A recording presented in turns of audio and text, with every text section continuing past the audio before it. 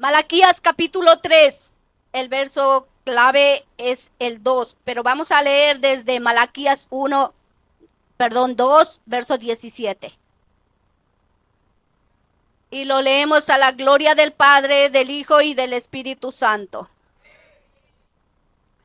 Habéis hecho cansar a Jehová con vuestras palabras y decís, ¿en qué le hemos cansado?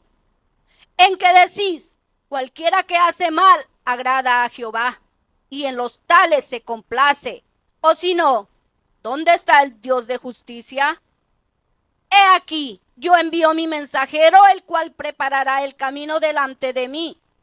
Y vendrá súbitamente a su templo el Señor a quien vosotros buscáis, y el ángel del pacto a quien deseáis vosotros.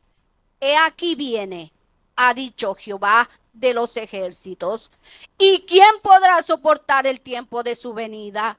¿O quién podrá estar en pie cuando Él se manifieste? Porque Él es como fuego purificador y como jabón de lavadores. Amén. Dios les bendiga. Pueden sentarse, hermanos. Gracias, mi Señor Santo. Gracias, poderoso Dios, en el nombre de Jesús. Solo tú eres bueno, mi Dios. El Señor me hizo una pregunta, la misma que también les voy a hacer a algunos de ustedes. Pero quiero que presten atención a lo que el Señor me preguntó. El Señor me dijo, presten atención a la pregunta, ¿para qué vives? No dijo, ¿para quién vives? ¿Por quién vives? ¿Para qué vives? Quiero que algunos me den una respuesta. ¿Para qué vives tu hermanita Rosy? En pocas palabras, no grande, poquitas palabras. Hermanita Wilda. Hermana Rosy dijo para agradar a Dios. ¿Y hermana Wilda? Hermanita Azucena. Hermana Joana. Mamá, ¿para qué vive? ¿Para qué vives? Poquitas palabras.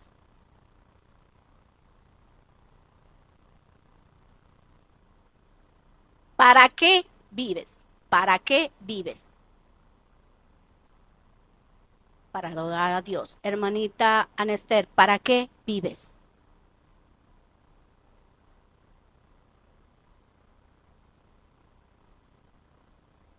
Hermanita Carly, ¿para qué vives? Poquitas palabras. Hermanita Kelly, mi hermanita Maida,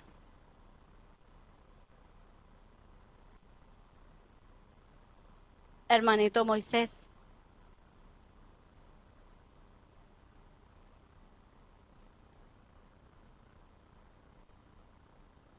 para hacer la voluntad de Dios. Porque cuando el Señor me preguntó, mi respuesta fue para Dios. Pero el Señor me corrigió y me dijo, para hacer la voluntad de Dios. Esa fue la corrección que me dio el Señor. Para hacer la voluntad de Dios. Para eso es que vivimos. Y luego me dijo algo que yo no lo entendí. Y que por cierto vino a ser el tema porque no me daba tema y yo le decía, voy a esperar, Señor, hasta el último minuto antes de printear. Si no me das, pues yo no sé qué voy a poner. Pero esta mañana me hizo entender lo que él me quería hablar con lo que me dijo. El Señor después porque no me dio, cuando me preguntó pasó tiempo, como una media hora, luego hasta la corrección y todo eso, pues pasó otro tiempo. No fue enseguidita ahí seguidito. Pero el Señor me dijo, depende de ti. Y ese es el tema que tengo. Depende de ti.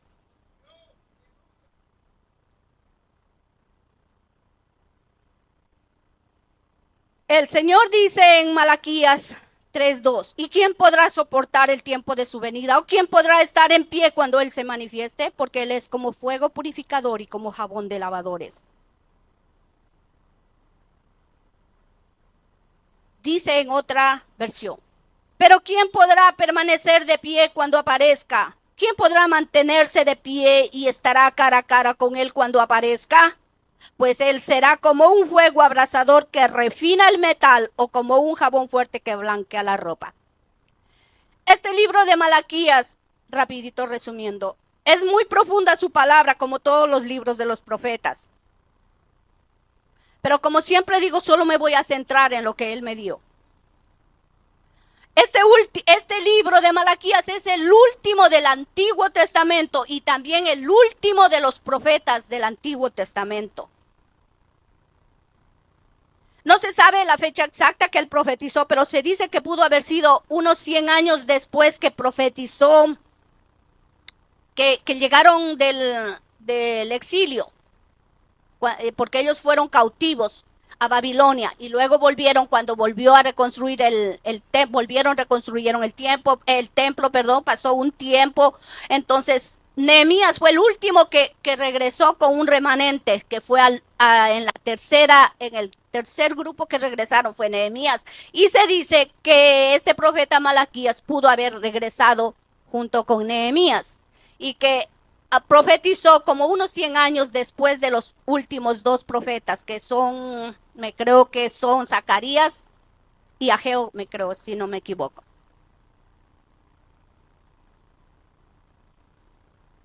Cuando Jehová habla a su pueblo Israel por medio de este profeta, obviamente el templo ya estaba reconstruido y los sacrificios y fiestas solemnes se habían vuelto a restaurar. Pero como siempre sucedía, el pueblo volvió a la idolatría, pero esta vez estaba peor porque se habían vuelto malcriados con Dios. Se había vuelto un pueblo hipócrita delante de Dios. Se había corrompido el sacerdocio en gran manera. El sacerdocio estaba bien corrompido. Y se puede notar en las preguntas que el pueblo le hacía a Dios. Pero siempre había un remanente fiel que guardaba su palabra y le servía a Dios. En Malaquías 2:17 dice, habéis hecho cansar a Jehová con vuestras palabras y decís, ¿en qué le hemos cansado? En que decís cualquiera que hace mal agrada a Jehová y en los tales se complace, sino ¿dónde está el Dios de justicia? Había muchas cosas que estaban sucediendo dentro del pueblo de Israel, tanto que les hizo dudar del amor y de la justicia de Dios hacia ellos. Dios estaba cansado de la falta de respeto por parte de su pueblo hacia él. Voy a resumir rapidito este libro. Yo trato de resumir rápido. En el capítulo 1 de Malaquías, si nos vamos todos, Dios primero les deja saber su inmenso amor hacia ellos. Les deja saber que aunque ellos eran unos rebeldes, desobedientes, idólatras, Él los seguía amando igual. Porque lo que estaba sucediendo es que el pueblo estaba dudando del amor de Dios por todas las cosas que estaban sucediendo en el pueblo escogido de Dios. Y lo podemos ver a través de las preguntas. Si vemos en el capítulo 1, verso 2, yo os he amado, dice Jehová, y dijiste, ¿en qué nos amaste? Y él le contesta, ¿no era Esaú hermano de Jacob? Dice, y amé a Jacob. Esta primera reprensión de Dios es para el pueblo en general, porque el pueblo se puso a contender con Dios y poniendo en duda el amor de Dios para con ellos. Pero Dios les contesta aquí parafraseando, a ustedes los elegí como mi pueblo, ustedes son mis escogidos. En esa elección Dios les da a entender de su gran amor por ellos y que no había razón para dudar de su amor. El verso 6 al 9. El hijo honra al padre y el siervo a su señor. Si pues soy yo padre, ¿dónde está mi honra? Y si soy señor, ¿dónde está mi temor? Dice Jehová de los ejércitos. Vosotros, oh sacerdotes, que menospreciáis mi nombre y decís, ¿en qué te hemos menospreciado tu nombre? En que ofrecéis sobre mi altar pan inmundo. Y dijisteis, ¿en qué te hemos deshonrado? En que pensáis que la mesa de Jehová es despreciable. Y cuando ofrecéis el animal ciego para el sacrificio, ¿no es malo? Asimismo, cuando ofrecéis el cojo o el enfermo, ¿no es malo? Preséntalo pues a tu príncipe. ¿Acaso se agradará de ti o le serás acepto? Dice Jehová de los ejércitos. Ay, poderoso Dios. Otra versión dice, un hijo honra a su padre y un sirviente respeta a su señor. Si yo soy su padre y su señor, ¿dónde está el honor y el respeto que merezco? Ustedes han tratado mi nombre con desprecio. No obstante, preguntan, ¿de qué manera hemos tratado tu nombre con desprecio? Mostraron desprecio al ofrecer sacrificios contaminados sobre mi altar. Entonces pregunta, ¿cómo hemos contaminado los sacrificios? Los contaminaron al decir que el altar del Señor no merece respeto. Y cuando presentan un animal ciego, cojo, enfermo para el sacrificio, ¿no es eso malo? ¿Por qué no lo ofrecen a su gobernador? ¿Se agradaría de ti o recibiría con gusto? ¿Creen que pensará bien de ustedes? Lo digo yo, el Señor Todopoderoso. Ahora pues, traten de suplicar a Dios para que se apiade de nosotros. ¿Creen que con esta clase de ofrendas los aceptará? Dice el Señor de los ejércitos. El Señor se dirige específicamente a los sacerdotes para darles una represión. Eran los que estaban al cargo de la guianza espiritual y la enseñanza de los mandamientos de la ley de Dios. Había tanta ceguera o quemimportismo de parte de los sacerdotes que ni cuenta se daban o no les importaba el recibir animales que estaban con defecto, enfermos, cojos. Habían perdido por completo el temor de Dios. Y el menosprecio es pecado. En Números 15:31 dice, por cuanto tuvo en poco la palabra de Jehová y menospreció su mandamiento, enteramente será cortada esa persona. Su iniquidad caerá sobre ella. Tanto los sacerdotes como el pueblo estaban dignos de muerte porque estaban teniendo en poco los mandamientos de Dios. El verso del 12 al 14. Y vosotros lo habéis profanado cuando decís inmunda es la mesa de Jehová y cuando decís que su alimento es despreciable. Habéis además dicho, oh, qué fastidio es esto. Y me despreciáis, dice Jehová de los ejércitos. Si trajisteis lo hurtado o cojo enfermo y presentasteis ofrenda, ¿aceptaré yo eso de vuestra mano? Dice Jehová. Ustedes, otra versión, ustedes deshonran mi nombre con sus acciones. Me faltan al respeto y desprecian mi altar y las ofrendas que allí se me presentan. Ustedes dicen, es muy molesto servir al Señor y hacer lo que Él pide. Luego desprecian las instrucciones que Él les ha dado. ¿Y creen que voy a aceptar de sus manos los animales robados, cojos, enfermos que traen como ofrenda? ¿Acaso creen que les recibiré con gusto? Lo dice el Señor. Cuando dice, oh, qué fastidio,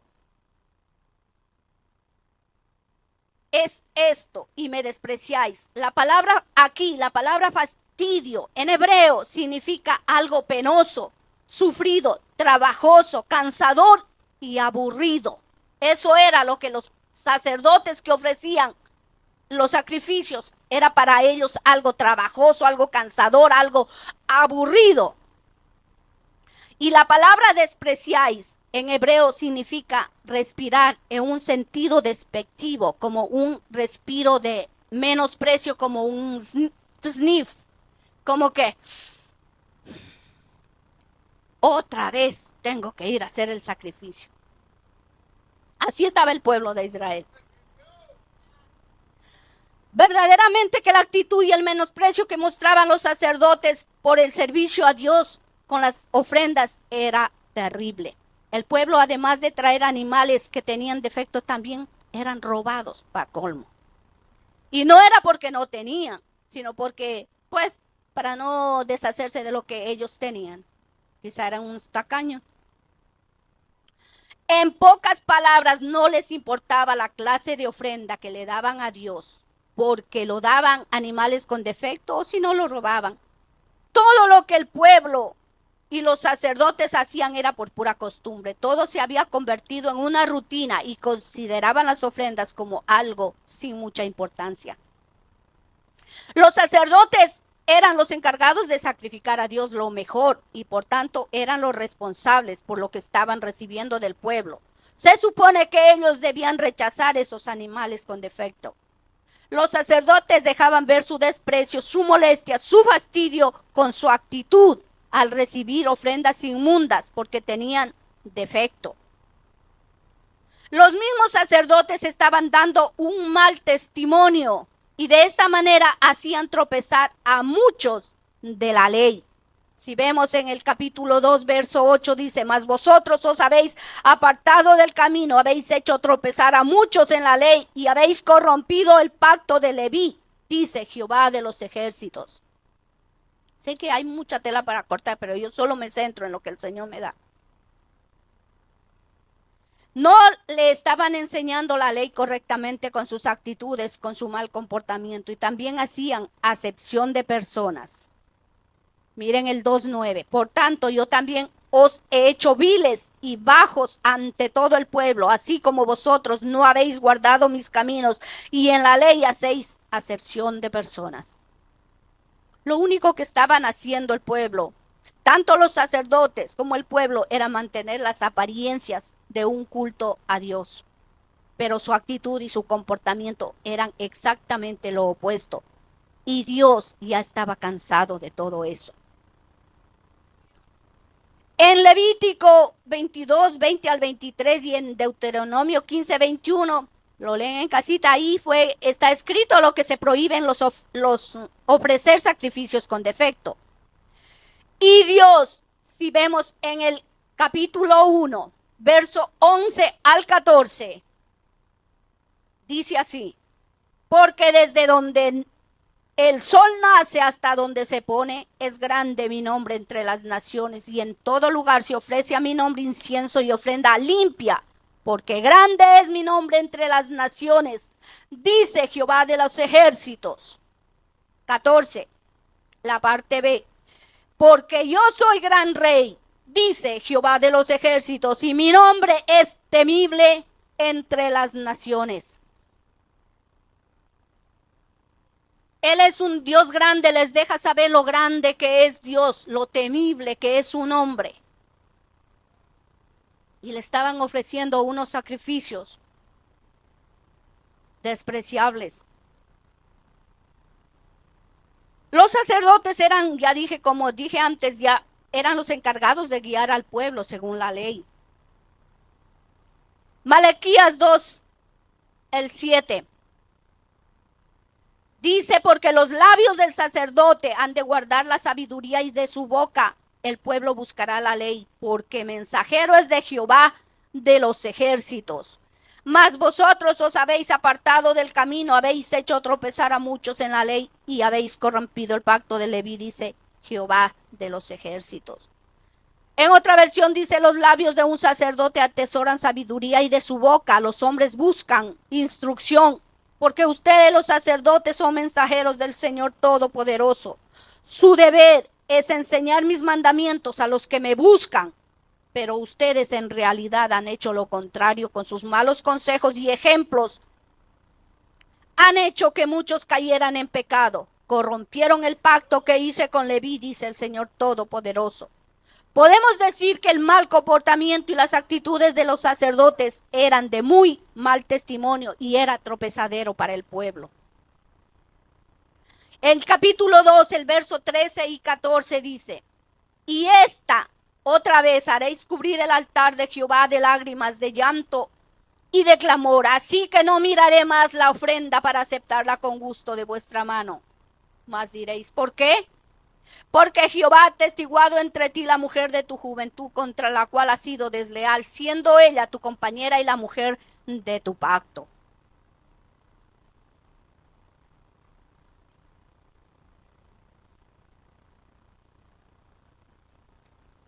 dice en otra versión. Y esta es otra cosa que hacen. Cubren el altar del Señor con lágrimas, lloran y gimen, porque Él no presta atención a sus ofrendas ni las acepta con agrado. Y todavía se atreven a preguntar por qué. Porque ustedes no han cumplido su compromiso con aquellas mujeres con quienes se casaron cuando eran jóvenes. Al parecer, cada que el Señor les hablaba, ellos iban al altar, lloraban y clamaban y gemían, pero no cambiaban. Seguían en la misma rutina. Santo. Lo seguían haciendo todo mal, por más que el Señor les hablaba y les volvía a hablar, pues se arrepentían por un momento, pero volvían a lo mismo, seguían en lo mismo. No había un cambio. Ahora vemos también que el pueblo de Israel se estaba casando con personas no judías. Y lo dice en el libro de Nehemías también. Nehemías 13 del 23 al 24 dice: vi asimismo en aquellos días a judíos que habían tomado mujeres de Asdod, amonitas y moabitas, y la mitad de sus hijos hablaban la lengua de Asdod, porque no sabían hablar judaico, sino que hablaban conforme a la lengua de cada pueblo. También lo podemos leer en Esdras 9 del 1 al 4, pero eso lo leen en casita. Pero el caso es de que algunos se estaban divorciando de sus esposas para casarse con mujeres paganas y para completar más jóvenes. Sí, eso lo podemos ver en el 2:14. Dice: mas diréis, ¿por qué? Porque Jehová ha testiguado entre ti la mujer de tu juventud. Eso significa que pues como ya se hicieron viejitas, pues vamos a buscar otra más joven. En Deuteronomio 7 del 1 al 5 habla de que el pueblo de Israel no podía emparentar con hombres o mujeres de los pueblos paganos porque harían desviar su corazón de la verdadera adoración a Dios. El pueblo conocía esta ley.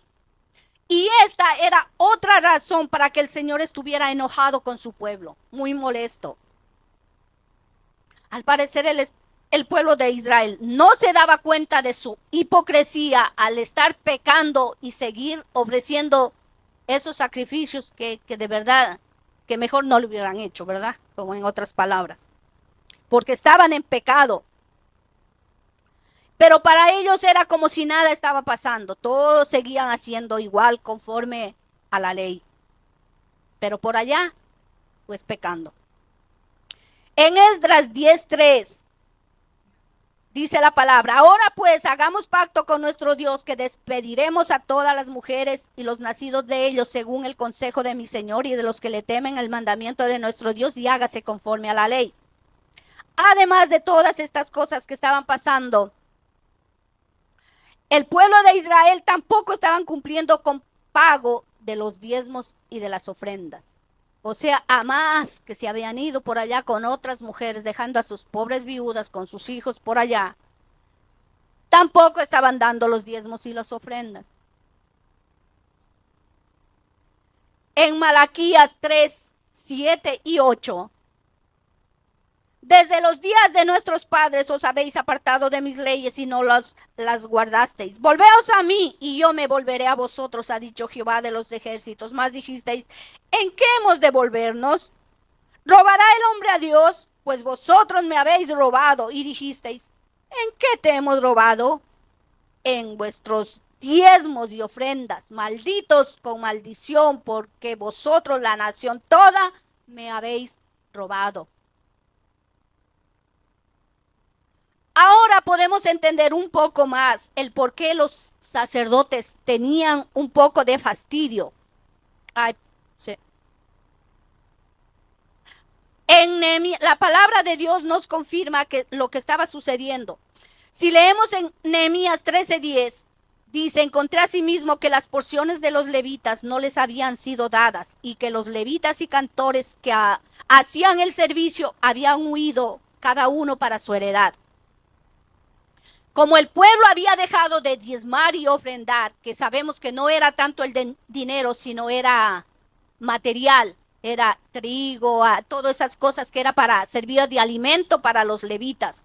Entonces, como ellos ya dejaron de diezmar, pues los levitas que estaban ahí lo que hicieron fueron irse del templo a buscar pues el pan de cada día, como se dice.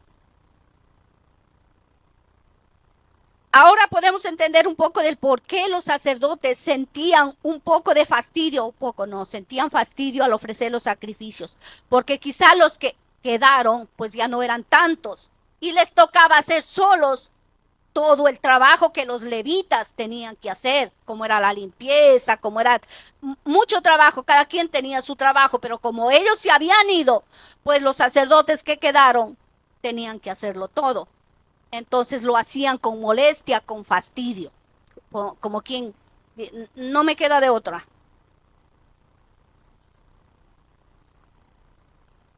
Porque los diezmos y las ofrendas no eran monetarias, sino alimentos como granos, frutos, etcétera, que servían de alimentación a los levitas, que se encontraban al servicio del templo. El pueblo de Israel, al fallar con los diezmos y ofrendas, dejaron el templo sin provisión y provocaron que los levitas huyeran del templo para ir en busca de alimento. Por todas estas cosas el pueblo se encontraba bajo maldición. Dice 2, 2 y 3. Si no oyereis y si no decidís de corazón dar gloria a mi nombre, ha dicho Jehová de los ejércitos, enviaré maldición sobre vosotros y maldeciré vuestras bendiciones, y aún las he maldecido, porque no os habéis decidido de corazón. He aquí, yo os dañaré la sementera y os echaré al rostro el estiércol de vuestros animales sacrificados, y seréis arrojados juntamente con él. Y el verso 3:9 dice, malditos sois con maldición, porque vosotros, la nación entera, me habéis robado. El pueblo estaba bajo maldición por todo lo que no estaba cumpliendo con los mandamientos de la ley. Entonces el Señor le dice, volveos a mí. En otras palabras, el Señor les dice, arrepiéntanse, vuelvan a cumplir mis mandamientos y verán cómo derramaré bendición hasta que sobreabunde. Dios es tan bueno que promete quitar la maldición si ellos se volvían a obedecer sus mandamientos. Pero el pueblo responde a Dios con tanta insensatez. ¿En qué hemos de volvernos? Era como que estaba todo normal, como que no estaban haciendo nada mal. No se daban cuenta que lo que le estaban robando a Dios al no cumplir con los diezmos y ofrendas, estaban siendo desleales con las mujeres de su pacto. Es como que tenían una ceguera tal que lo único que pensaban es que de nada servía guardar los mandamientos de Dios. También decían que eran bienaventurados los soberbios y los que hacen impiedad, que no solo eran prosperados, sino que tentaron a Dios y escaparon. Y Dios les reclama de esas palabras violentas de parte del pueblo hacia Dios. Malaquías 3, el 13 y el 14. Vuestras palabras contra mí han sido violentas, dice Jehová, y dijisteis, ¿qué hemos hablado contra ti? Habéis dicho por demás es servir a Dios. ¿Qué aprovecha que guardemos su ley y que andemos afligidos en presencia de Jehová de los ejércitos? Dice otra versión, las palabras de ustedes han sido duras contra mí, dice el Señor. Pero dicen, ¿qué hemos dicho en contra tuya? Ustedes han dicho, en vano es servir a Dios. ¿Qué provecho hay en que guardemos sus ordenanzas y que andemos de duelo delante del Señor de los ejércitos? Ahora el pueblo estaba diciendo que era por demás servir a Dios, que era en vano, que era inútil servir a Dios. En otras palabras, el pueblo pensaba que de nada servía obedecer los mandamientos de Dios. Si como quiera seguían en la misma condición, no recibían ninguna ayuda de Dios porque estaban pasando por dificultades. Y ni cuenta se daban que las dificultades que ellos estaban pasando era por su desobediencia, porque estaban bajo maldición.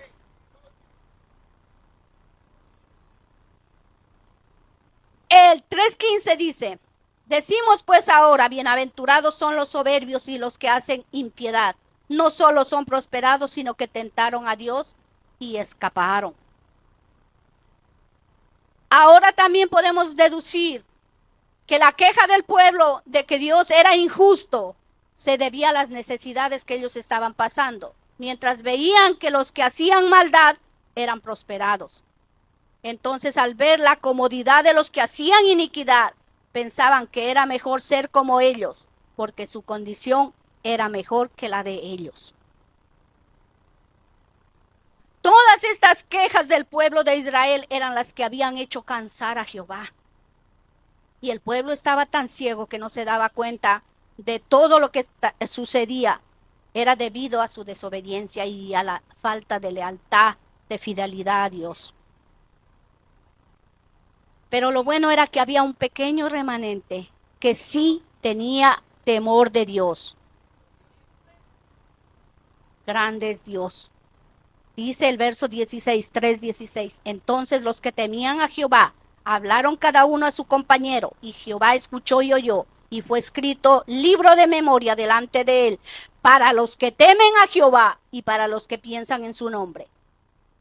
Y serán para mí especial tesoro, ha dicho Jehová de los ejércitos, en el día en que yo actúe, y los perdonaré, como el hombre que perdona a su hijo que le sirve. De seguro este remanente estaba pasando por dificultades también, por muchas necesidades por las cuales el pueblo de Israel estaba pensando, pero su actitud de este pequeño remanente fue diferente a los demás del pueblo. Y Dios, que a él no se le pasa nada, ya está escrito en los cielos, todo. Dice que para él son su especial tesoro, ese pequeño remanente, que a pesar de pasar por dificultades, por todo lo que estén pasando, pero se mantienen fieles a Dios. Vamos otra vez al 1, capítulo 3, verso 1. He aquí, dice el Señor, yo envío mi mensajero, el cual preparará el camino delante de mí, y vendrá súbitamente a su templo el Señor a quien vosotros buscáis, y el ángel de pacto, a quien deseáis vosotros. He aquí viene, ha dicho Jehová de los ejércitos. Y el verso 4, el capítulo 4, verso 5 dice, he aquí yo os envío el profeta Elías, antes que venga el día de Jehová, grande y terrible. Recordemos que los sacrificios que ellos estaban ofreciendo a Dios eran abominables, porque no eran animales perfectos, sino ciegos, cojos, enfermos y hasta robados. Y para colmo, los sacerdotes los ofrecían de mala gana. Todo esto se había convertido en una rutina, lo hacían solo por costumbre. El pueblo no estaba pagando los diezmos ni ofrendas, y además divorciándose, casándose con mujeres paganas, idólatras. Y lo peor era que decían, ¿y en qué te hemos cansado? Mire, todo lo que estaban haciendo y estaban tan ciegos, ¿y en qué te hemos cansado? Unas palabras tan duras y decir a Dios, le estaban diciendo al Dios, y él dice, yo soy Dios grande, temible en mi nombre. Y lo peor que decía, ¿en qué te hemos cansado? ¿Dónde está el Dios de justicia? O sea que también le estaban diciendo que era un Dios injusto, porque estaban unos, los que hacían iniquidad, estaban de lo más bien, de lo más cómodos, y ellos que hacían sacrificios y todo, estaban mal, pero no se daban cuenta que la clase de sacrificios que le estaban dando a Dios. En otras palabras, el Señor Jehová les dice, estoy cansado de todas sus quejas y que piensen que soy injusto. Ustedes van a ver mi amor y mi justicia, porque voy a ir personalmente a reinar sobre ustedes, para que vean mi justicia. Pero antes voy a enviar mi mensajero delante de mí para que me prepare el camino, y vendrá a su templo de repente, en el momento menos esperado, el Señor a quien vosotros buscáis, y el ángel del pacto a quien vosotros deseáis. Si nos damos cuenta en este verso, dice delante de mí, y luego dice vendrá.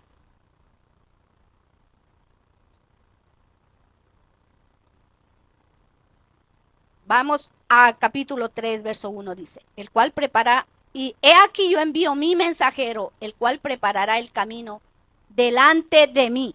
Cuando dice delante de mí, está diciendo yo voy. Y vendrá súbitamente a su templo el Señor a quien vosotros buscáis.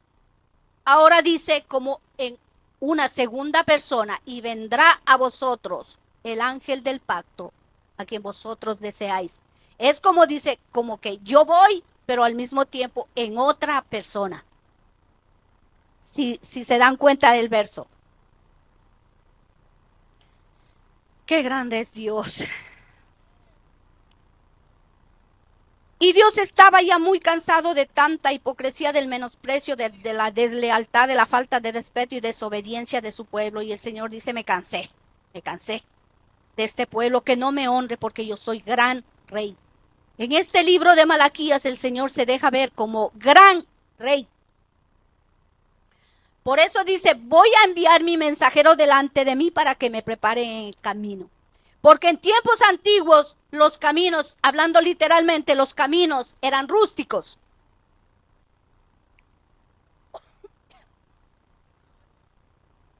Gracias, Señor. Y cuando un rey tenía que ser trasladado de un lugar a otro, enviaba un mensajero al lugar al cual se dirigía, el cual pregonaba al pueblo para que allanaran o rellenaran los caminos por donde el rey iba a pasar, para que llenaran esos agujeros, porque como no es caminos asfaltados como ahora, pero ustedes me entienden, ¿verdad? A través de este profeta es que Dios le habla al pueblo que iba como rey. Y por esta razón es que Israel esperaba a un rey que los librara del yugo opresor, tanto en aquel tiempo como en el tiempo que llegó Jesús. Pero en el libro del profeta Zacarías también fue profetizado que el Señor venía como rey, pero no como un rey que ellos lo esperaban, sino como uno humilde, y el pueblo nunca lo entendió, nunca se dio cuenta. Dice en Zacarías 9:9, alégrate mucho, hija de Sión, da voces de júbilo, hija de Jerusalén. He aquí tu rey vendrá a ti, justo y salvador, humilde y cabalgando sobre un asno, sobre un pollino, hijo de asna.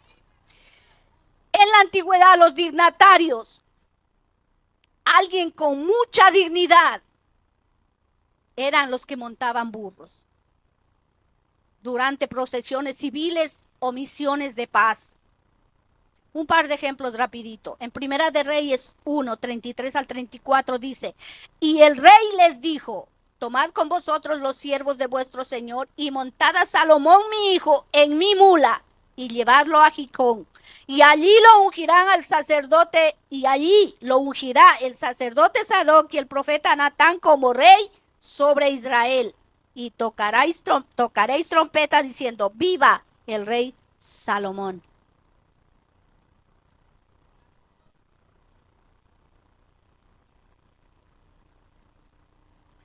Algunas clases de burro eran para uso exclusivo de figuras eminentes de la sociedad judía. En Jueces 5, 9 y 10, mi corazón es para vosotros, jefes de Israel, para los que voluntariamente os ofrecisteis entre el pueblo. Load a Jehová, vosotros los que cabalgáis en asnas blancas. Todo esto, lo del burrito, es más profundo, pero no se me fue necesario centrarme en eso. En otras palabras, Dios le dice, yo voy como rey a gobernar sobre ustedes. Y les da pistas cómo él va a llegar, ya sea por un profeta o por otro, pero les deja saber que él era rey y que iba, pero no, ellos no se daban cuenta de lo humilde que él venía. En Mateo 4:17, desde entonces comenzó Jesús a predicar y a decir, arrepentíos porque el reino de los cielos se ha acercado. Porque cuando el Señor dijo, voy, estaba diciendo, voy a reinar, o sea, su reino iba a venir a la tierra. Y cuando el Señor Jesús hablaba y decía que el reino de los cielos se había acercado, no se podían dar cuenta. Conocemos por la palabra que el mensajero que vino delante de él para preparar su camino fue Juan el Bautista. Y lo podemos ver en Mateo 3, el 1 y 2, dice, en aquellos días vino Juan el Bautista predicando en el desierto de Judea y diciendo, arrepentíos porque el reino de los cielos se ha acercado.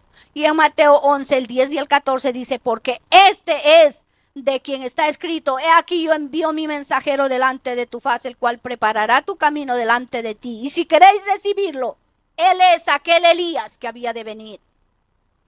También lo profetizó Isaías, que dice él en Isaías 43:5: vos que clama en el desierto, preparad camino a Jehová, enderezad calzada en la soledad a nuestro Dios. Todo valle sea alzado y bájese todo monte, y collado y lo torcido se enderece y lo áspero se allane, y se manifestará la gloria de Jehová, y toda carne juntamente la verá, porque la boca de Jehová ha hablado.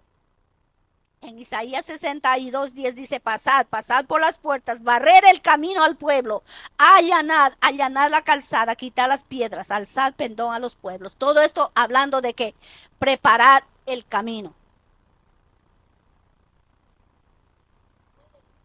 Santo Jehová. Ahora también el mismo verso 1 del capítulo 3 dice: el ángel del pacto, a quien vosotros deseáis. Ángel del pacto. En este verso dice ángel del pacto, a quien deseáis vosotros. Si nos damos cuenta, está haciendo referencia al Señor Jesús, todos lo sabemos. Pero sabemos también que un ángel es creación de Dios.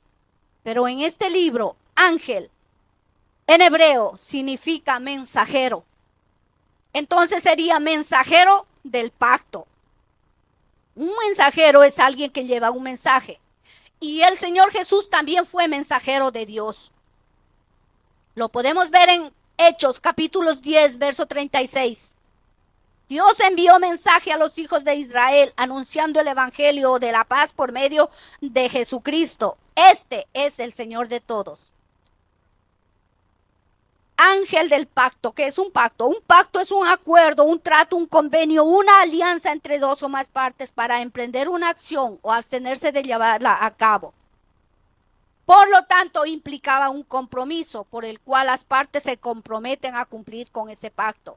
En este caso fue un trato, un acuerdo entre Dios y su pueblo de Israel.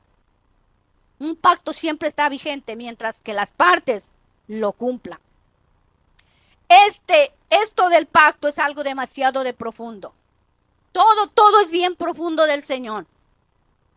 Pero yo solo traigo lo que el Señor me da y lo que puedo entender, lo que me ayuda el Señor a entender. Recordemos que Dios hizo algunos pactos con el pueblo de Israel, pero todos ellos fueron renovados a través de Jesucristo su Hijo en un solo pacto eterno.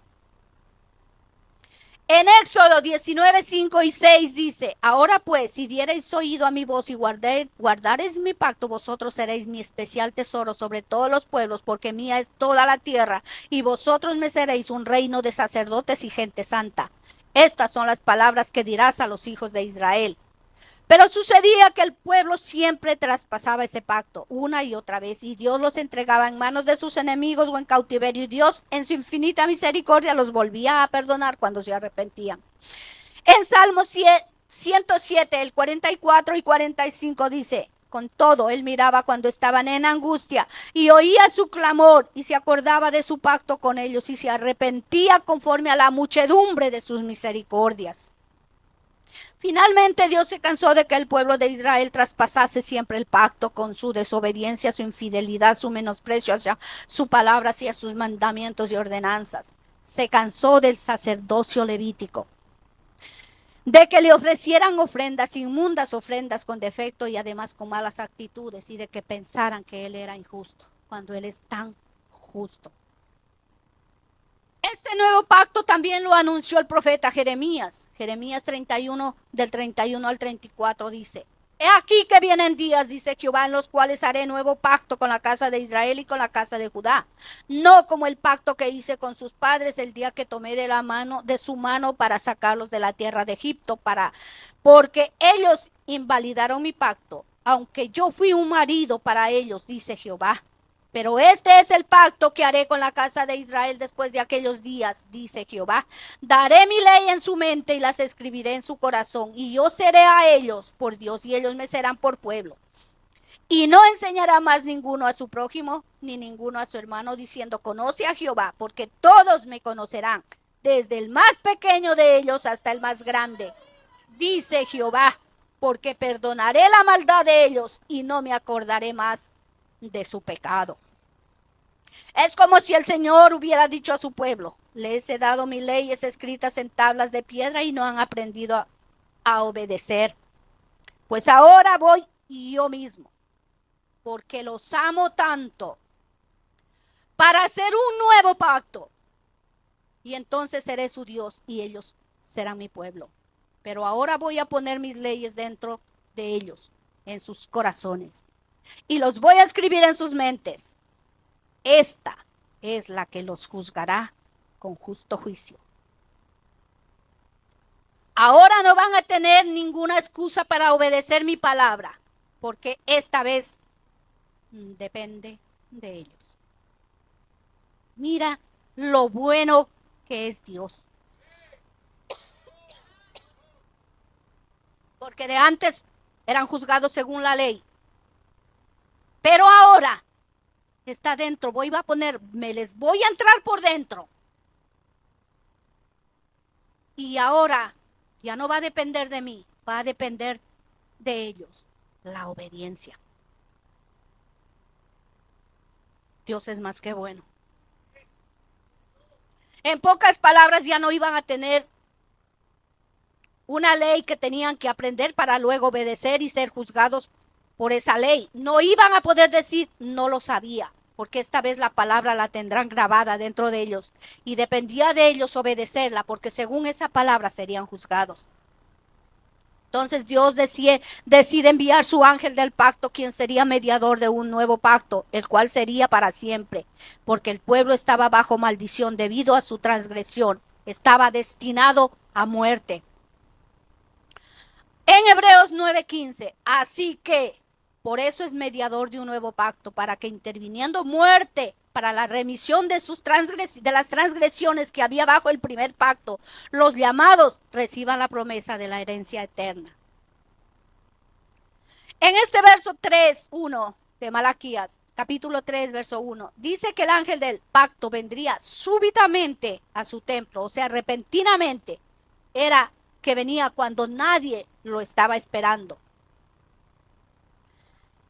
A quien vosotros deseáis. El pueblo de Israel esperaba al Mesías prometido desde hace ya muchos años atrás. Pero como las cosas de Dios no es en el tiempo del pueblo, es en el tiempo de Dios. Aún después que fue profetizado a través de este profeta Malaquías, que era el último de los profetas en el Antiguo Testamento, tuvieron que pasar como 400 años para que llegara el Mesías. Me imagino que hubo un remanente que sí lo estuvo esperando. Dios amado.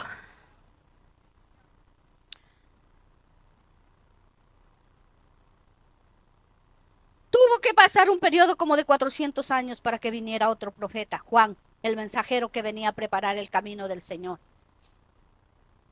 Quizá para Dios fue solo un momento, pero para el pueblo fue muchos años de silencio. Y después en el tiempo de Dios se dieron todas las cosas. El pueblo de Israel siempre quiso un rey literal que los gobernara con justicia. Entonces el pueblo, como ya tenía su templo reconstruido, esperaban la venida de su rey para que los gobernara. Pero este rey no venía a ese templo literal, construido por manos de hombres. Ese rey venía a su propio templo. Dice Hebreos 10:5. Por lo cual, entrando en el mundo, dice, sacrificio y ofrenda no quisiste, más me preparaste cuerpo. A este templo es al que venía el Señor, no al templo de hecho de manos de hombres. En Juan 2:19 al 21 dice, respondió Jesús y les dijo, destruid este templo y en 3 días lo levantaré. Mas él hablaba del templo de su cuerpo. Hebreos 9:15, así que por eso es mediador de un nuevo pacto, para que interviniendo muerte para la remisión de las transgresiones que había bajo el primer pacto, los llamados reciban la promesa de la herencia eterna. En Hebreos 8:13, al decir nuevo pacto, ha dado por viejo al primero, y lo que se da por viejo se envejece y está próximo a desaparecer. Recordemos que el sacerdocio estaba a cargo de la tribu de Leví, pero en tiempo de Malaquías estaba totalmente corrompido, porque las ofrendas a Jehová eran abominables. Grande es Dios. Y como Dios es grande, Él dice: esas ofrendas no me agradan.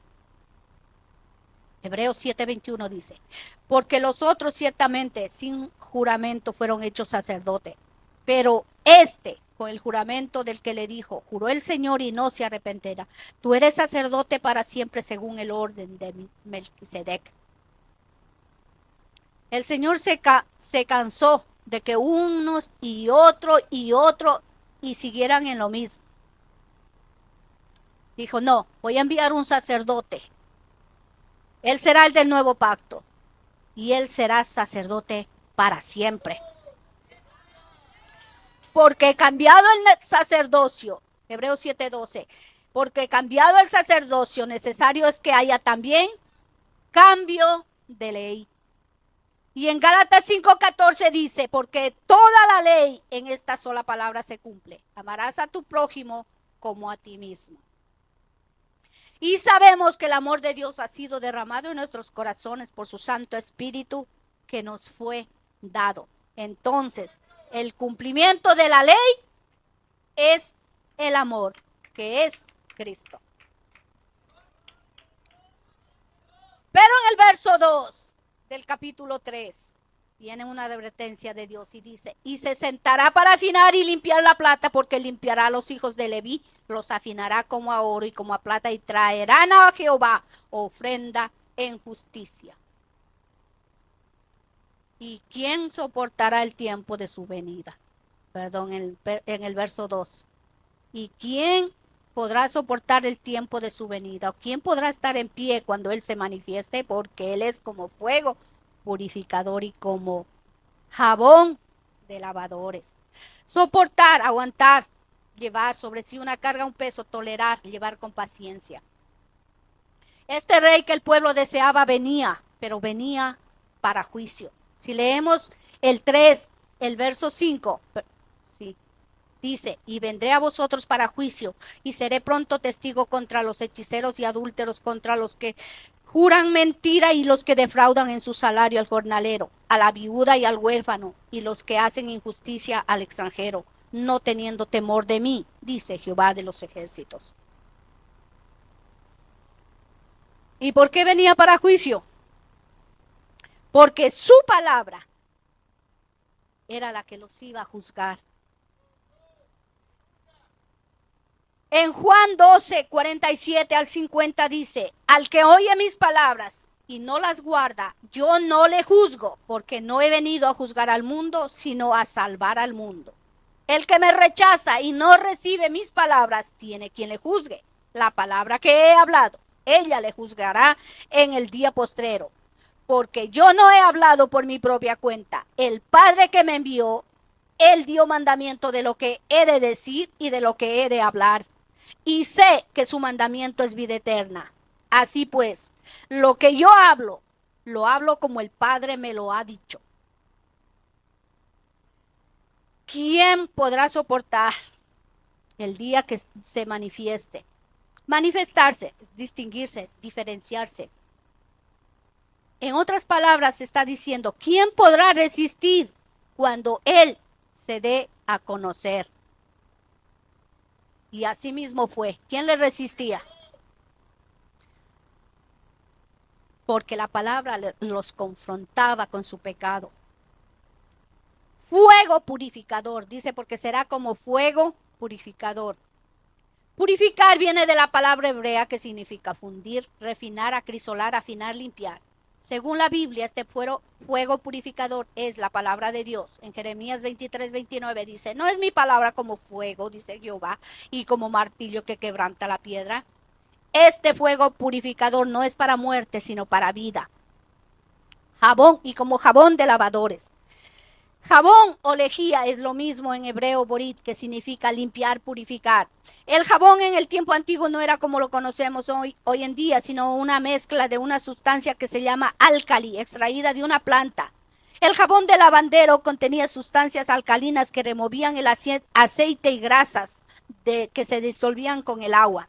Los judíos solían quemar una planta que se llama sosa alaclanera y después mezclaban sus cenizas con aceite para elaborar una especie de jabón líquido. En Malaquías 3:3, y se sentará para afinar y limpiar. Dios se cansó del menosprecio que tenía el pueblo para con él. Entonces venía para refinarlos como a oro, como a plata. Los iba a meter en el fuego. Y a todo aquel que creyera en Jesús, que era el mensajero del pacto, solo entonces después de este refinamiento podrían ofrecer una ofrenda grata a Jehová. Porque ya no serían ellos ofreciendo la ofrenda grata a Dios, sino Cristo mismo dentro de ellos, haciendo Él en ellos lo que es agradable delante de Él. Tanto el lavador como el refinador trabajan para limpiar, no para destruir. Cuando alguien se sienta para trabajar es porque ya conoce y es diestro en ese trabajo. El Señor dijo que venía y que se sentaría. Cuando alguien se sienta es porque es diestro en ese trabajo. Es porque ya conoce su trabajo, por lo tanto, se pone en una posición cómoda. Cuando uno se sienta es porque quiere estar cómodo. Porque sabe que el trabajo que va a hacer le va a tomar tiempo y lo tiene que hacer con mucha cautela y precisión. Y una de las cosas que hace el refinador es estar en silencio, porque tiene que estar muy atento al trabajo que está haciendo. Tiene que estar con su mirada fija en el objetivo. Afinar. El afinaje es el proceso de limpiar las impurezas del oro para conseguir un oro fino. Cuanto más puro es el metal precioso, más valioso es. Los minerales de oro y de plata son sometidos al refinamiento y fundidos a muy altas temperaturas. Esta operación permite separar los diferentes elementos, los preciosos de los comunes. El oro y la plata son metales preciosos muy apreciados. El oro y la plata se extraían de las minas. Tanto el oro como la plata eran extraídos de la tierra con altos contenidos de plomo y otros minerales. El oro refinado se refiere al oro que ha pasado por un proceso de purificación para eliminar las impurezas y alcanzar a su estado más puro. Yo pensaba en esto y meditaba un poco. El oro y la plata se extraían de la tierra y venían con contenidos de otros minerales. Y necesitaban un proceso para ser limpiados. ¿Cuántos de nosotros el Señor nos ha sacado de ese mundo porque no hemos crecido en el Evangelio y hemos venido tan contaminados que necesitamos ese proceso de limpieza, de refinamiento? En los tiempos del Antiguo Testamento había un proceso para refinar el mineral extraído en oro y plata puros. Primero era la extracción. El proceso de refinación comienza con la extracción del oro y la plata de la tierra. Luego la trituración. Una vez extraído el oro, vayan tomándolo espiritualmente. Una vez extraído el oro es el proceso de triturar, romper y pulverizar en un polvo fino. Los elementos que componen el mineral son tierra, roca, minerales y otros metales, materiales que no son deseados. Se pulverizan por completo, se lavan, se trituran en pequeñas partículas para facilitar su manejo. Luego viene la fundición. En este punto del proceso de purificación, el mineral limpio y triturado se recolecta y se coloca en un crisol de arcilla. Luego debe colocarse en un horno. El mineral de oro cargado de escoria se funde a temperaturas extremas de hasta 1948 grados Fahrenheit para llevar el horno a la temperatura abrasadora. Se utiliza fuelles. Los fuelles son instrumentos para bombear oxígeno a la llama y mantenerla ardiendo. Una vez que el mineral se funde, sucede algo sorprendente. Las impurezas del oro comienzan a salir a la superficie.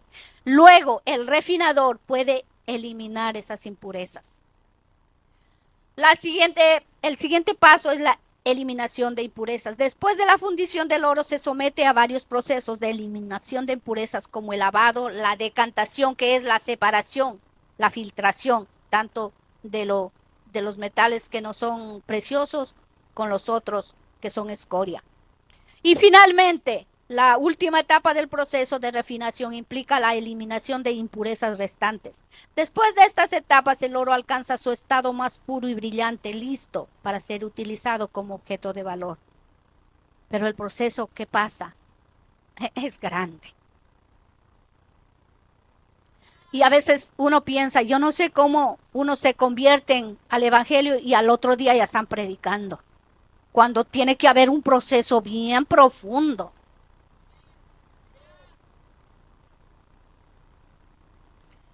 Igualmente se trabaja con la plata. El platero o refinador se sienta, coloca el metal precioso en un crisol, en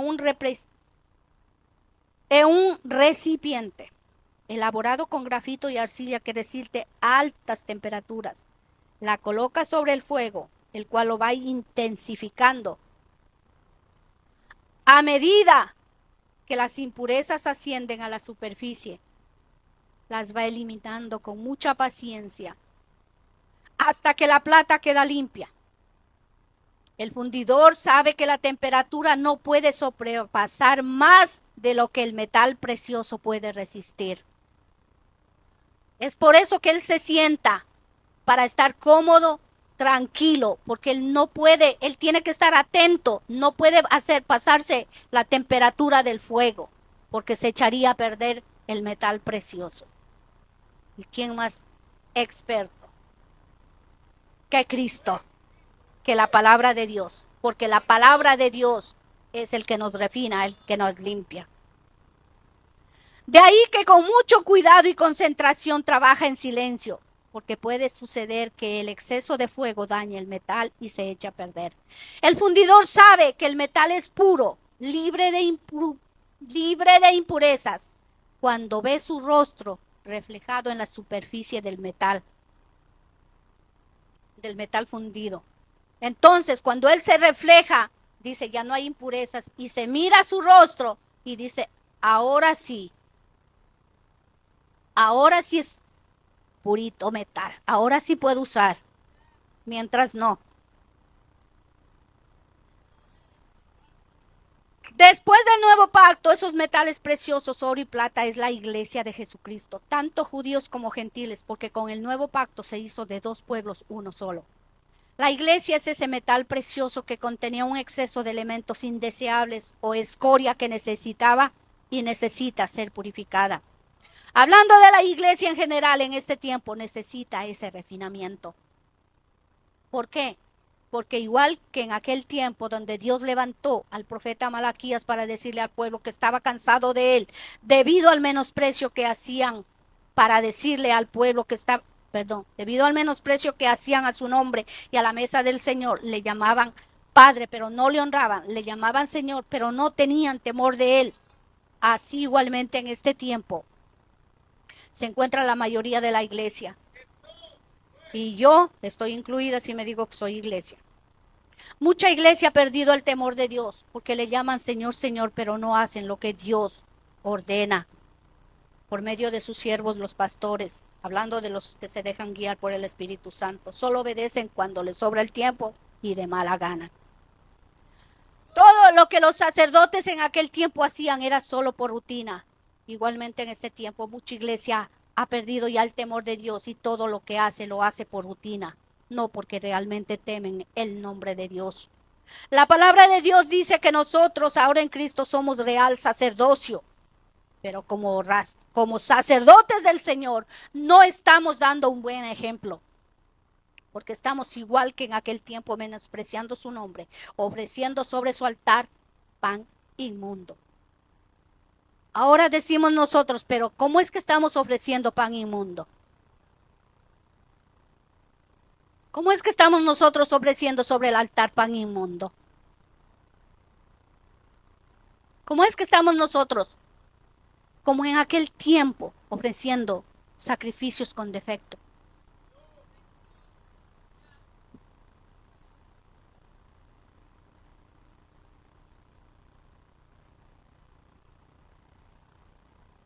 ¿En qué hemos menospreciado tu nombre? ¿En qué ofrecéis sobre mi altar para inmundo? ¿En qué te hemos deshonrado? ¿En qué pensáis que la mesa de Jehová es despreciable? Iglesia de Jesucristo, tal vez pienses en tu corazón y digas, nosotros no estamos haciendo eso. Y yo pregunto, ¿cuál es la ofrenda que nosotros traemos a la iglesia en este tiempo? No es el culto que le damos a Dios. No son nuestras oraciones, nuestras alabanzas. Pero ¿qué está sucediendo con la iglesia en general? Si no llegamos atrasados, nos dormimos orando.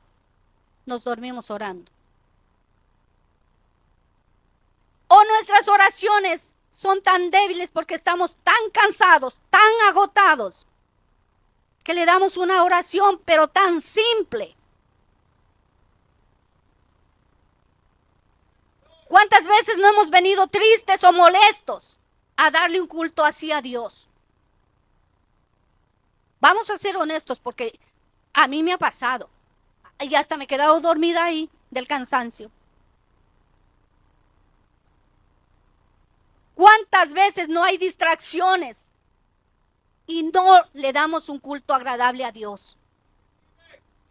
Pensamientos muy lejos de Dios. Están en los viles, en las preocupaciones, en que no tengo el dinero para la renta, en que ya no me queda para la gasolina, ¿cómo voy a venir? Todo esto, el Señor nos dice ahora, estoy cansado de que me ofrezcan cultos, que me ofrezcan ofrendas inmundas, porque lo que le estamos ofreciendo a Dios es despreciable delante de Dios, igual que en ese tiempo.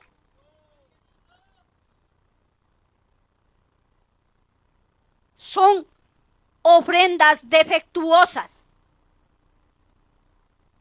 La pastora nos ha dado un tiempo para llegar.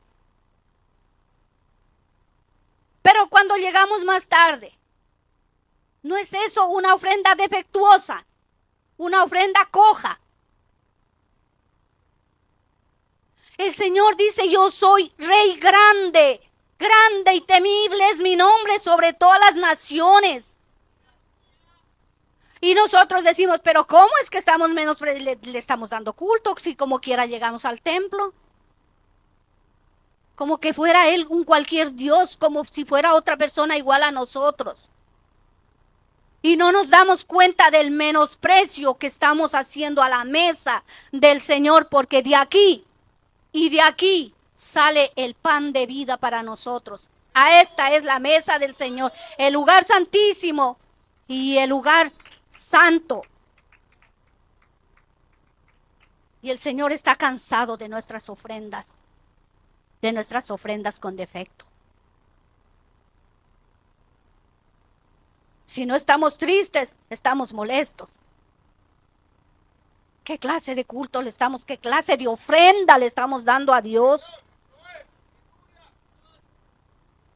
Miren, yo, hermanos, tenía que cada rato postrarme y lloraba y decía, perdóname, ten misericordia de mí. Yo lloré como una nena pequeñita porque si me dio a mí el mensaje, primerito fue para mí.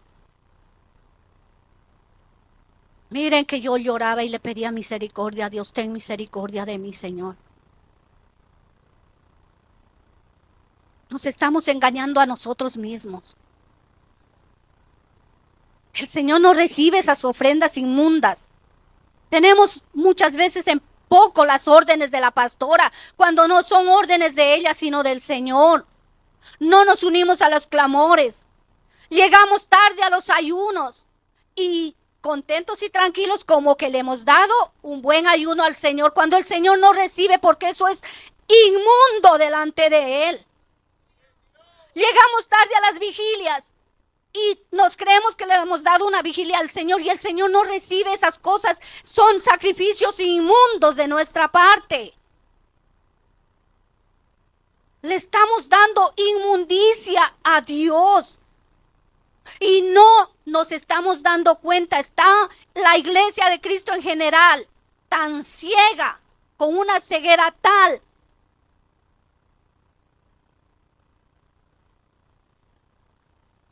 A veces se han puesto a pensar ustedes, ¿le habré podido dar alguna vez algún culto que haya recibido el Señor?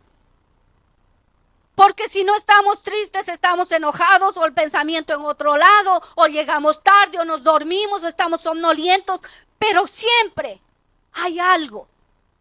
Y nos creemos que le damos culto a Dios y salimos de aquí como que le hemos dado el mejor culto a Dios.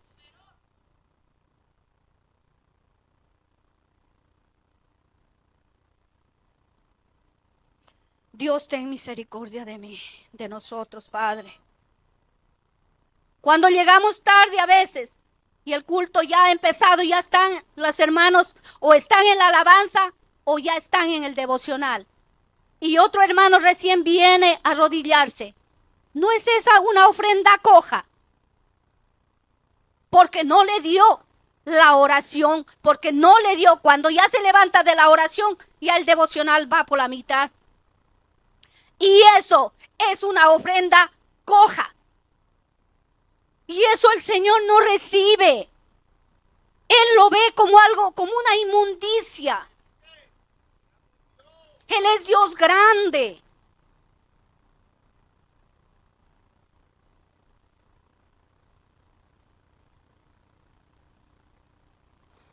Ten misericordia de nosotros, Señor.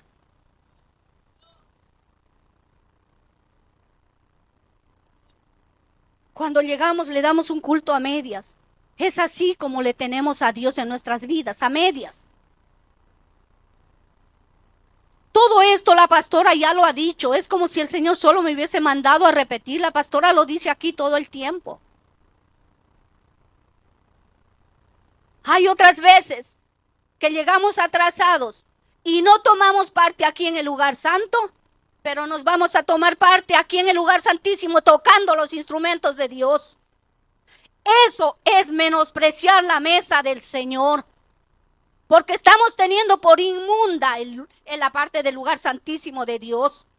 No le damos una oración completa, un devocional completo, llegamos atrasados, pero como quiera voy y toco los instrumentos del Señor en el lugar santísimo, pero no tomo lugar aquí porque llegué atrasado, pero allá sí voy y tomo en el lugar santísimo. Estamos tan mal que no nos damos cuenta, tenemos una ceguera tal que no nos estamos dando cuenta que estamos menospreciando la mesa del Señor. Otras veces ni le hemos dado un culto agradable, pero sí, a veces dice las columnas a orar por la pastora. Y a veces hasta hemos llegado atrasados. Ah, pero ahí voy al lugar santísimo. Mire, hermano, cojamos vergüenza y quedémonos allí. No pasemos si no le hemos dado un culto agradable, quedémonos allí y oremos desde allá, pero este lugar santísimo hay que respetar, estamos teniendo en poco. O a veces uno se duerme ahí orando y no, ahí subo a limpiar el altar. Porque yo no me quedé atrás, hermanos, mire que el Señor me dio bien duro. De verdad que si el Señor, yo digo, no me ha matado aquí, es porque Él no cambia, porque Él es bueno. Porque Él es misericordioso. Dejemos ya, hermanos, de ofrecerle a Dios ofrendas inmundas. Él no está recibiendo ni una. ¿Qué tal que todos los días hemos llegado atrasados o todos los días me dormí allí? O sea que toda la semana no le di un culto a Dios. Lo que le di fue inmundicia. Pero ¿sabes qué dice Él? Voy a coger, te lo voy a tirar por la cara. Nuestro Dios es grande. Y para vergüenza mía les voy a testificar algo. Para vergüenza mía lo digo. Porque yo también me he quedado dormida. Y como el Señor me muestra visiones por su gracia y su misericordia, pero son así, visiones que pasan bien rápido. Recuerdo que mientras yo estaba orando, pero oraba con un cansancio, con una pesadez del diablo, mi Señor reprenda, y de pronto me pasa una visión así. Y yo veo en un toilet cómo se va la basura, o sea, excremento, como que alguien flush el toilet. Y yo sabía, dije, no recibiste mi oración. Y me dio tanta vergüenza que yo lloré, creo, hasta de la vergüenza. tanta vergüenza. Porque es que Él no recibe esos cultos, esas ofrendas. Él no lo recibe, hermano. Él ya está cansado de recibir esa inmundicia, vamos a decirlo así. Porque si me mostró que estaba flushing un toilet con inmundicia, es así como Él ve nuestras ofrendas.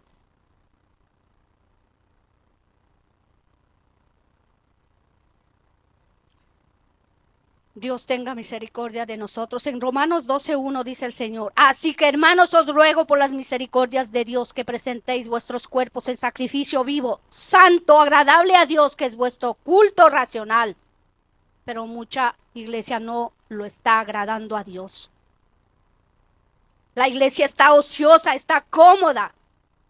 No se está esforzando por darle un culto agradable a Dios. Dios tenga misericordia. Nos estamos engañando a nosotros mismos, hermanos. Miren, yo no sé si hay un culto agradable que le hayamos dado verdaderamente toda la semana, porque muchas veces las preocupaciones que nos tienen. Yo hablo por mí. ¿Cuántas veces no he venido cargada por las preocupaciones? ¿Y cuántas veces la pastora no nos dice, olvídense, déjenlo afuera? Pero se nos hace tan difícil. Bendita la misericordia de Dios, pero yo espero que con esto aprendamos y le empecemos a dar a Dios culto agradable, porque Él nos está diciendo: estoy cansado de que me den esos cultos, estoy cansado. Dios tenga misericordia. Se supone que cuando llegamos el tiempo de adoración, cuando la pastora o cualquier hermano comienza aquí ya a adorar a Dios, todos unánimes. Porque si nos quedamos allí orando porque llegamos tarde, ya es una ofrenda coja. Es una ofrenda enferma. Y eso el Señor no recibió.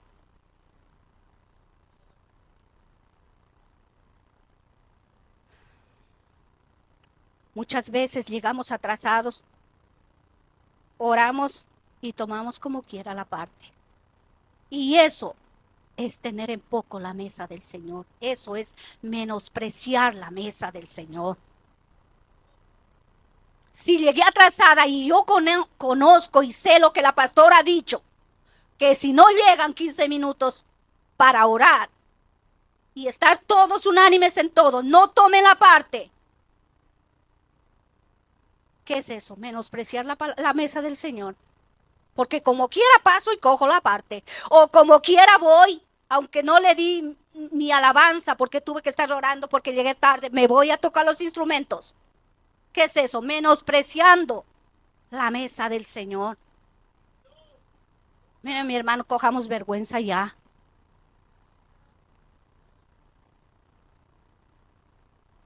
Santo Jehová.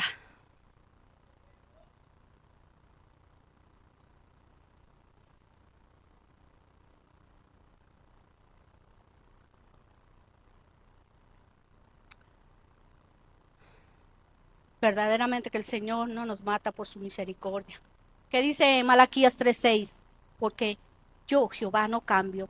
Por eso, hijos de Jacob, no habéis sido consumidos.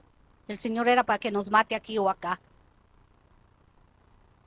¿Qué clase de sacrificio le estamos dando a Dios? ¿Con qué clase de actitud venimos? ¿Será que todavía hacemos como hacían los sacerdotes? Otra vez culto. Otra vez oración. Otra vez ayuno. Ay, tengo que ir a la vigilia. ¿Qué actitud tenemos? Y la cosa es que Él tiene un libro de memoria.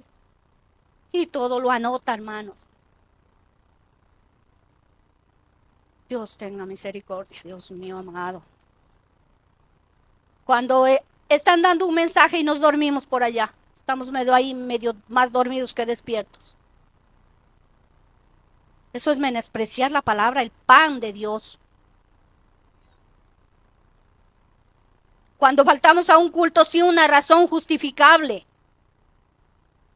menospreciamos la mesa del Señor, donde sale el pan de Dios.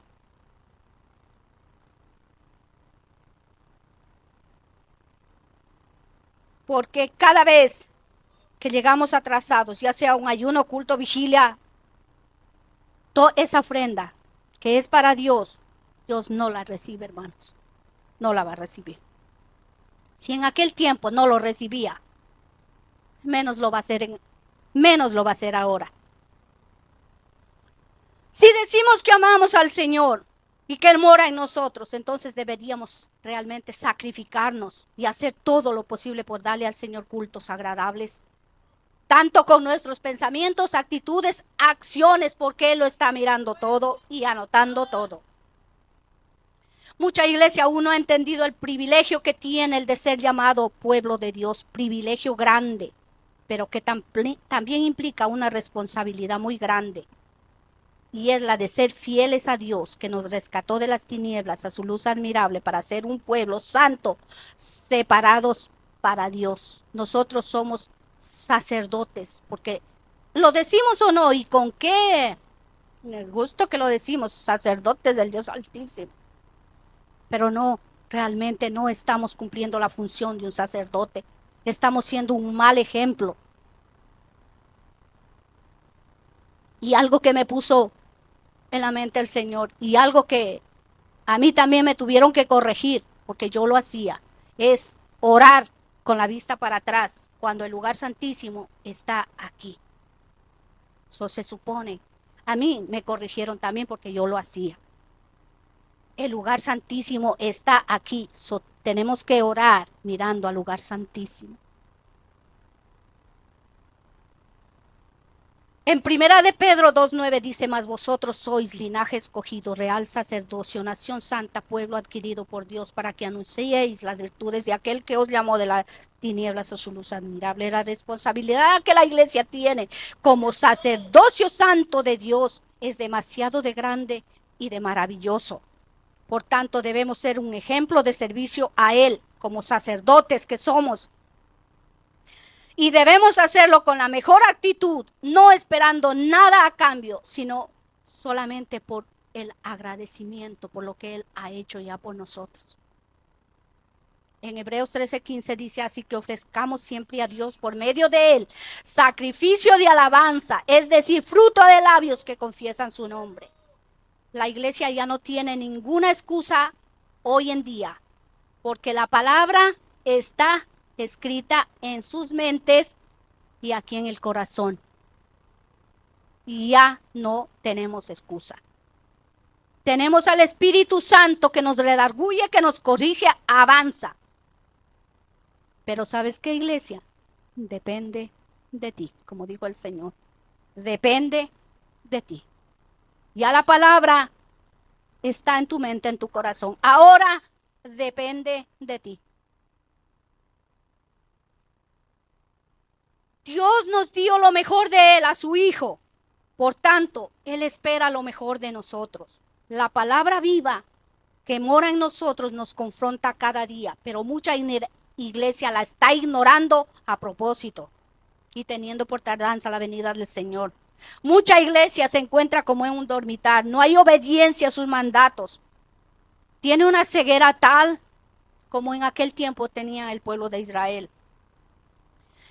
Y está como contendiendo con Dios. En Job 2:2 dice, sabiduría contender con el omnipotente. El que disputa con Dios, responda a esto. Mucha iglesia ha perdido el temor de Dios y está contendiendo con Dios al tener en poco la palabra de Dios y no poner en obediencia sus mandatos. Mensaje tras mensaje, mandato tras mandato, enseñanza tras enseñanza, pero no hay cambio alguno en el pueblo.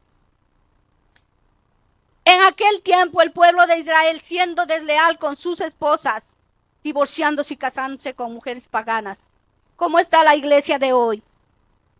¿Quién es el esposo de la iglesia hoy? Le está siendo infiel al esposo, al que dio su vida, al que lo entregó todo por ella. Está siendo infiel. Y ni qué decir de mucha iglesia que le sirve a dos señores, que está con un pie en la iglesia y otra en el mundo. Y peor aquellos que se volvieron atrás. Y el Señor dice, me voy a sentar. En este tiempo también me voy a sentar. Los voy a purificar. Los voy a lavar. Porque así como en ese tiempo está el pueblo de Dios hoy, la iglesia de hoy. Y el Señor nos dice en esta tarde, me voy a sentar, te voy a limpiar, te voy a purificar, te voy a refinar, porque no me estás dando cultos agradables.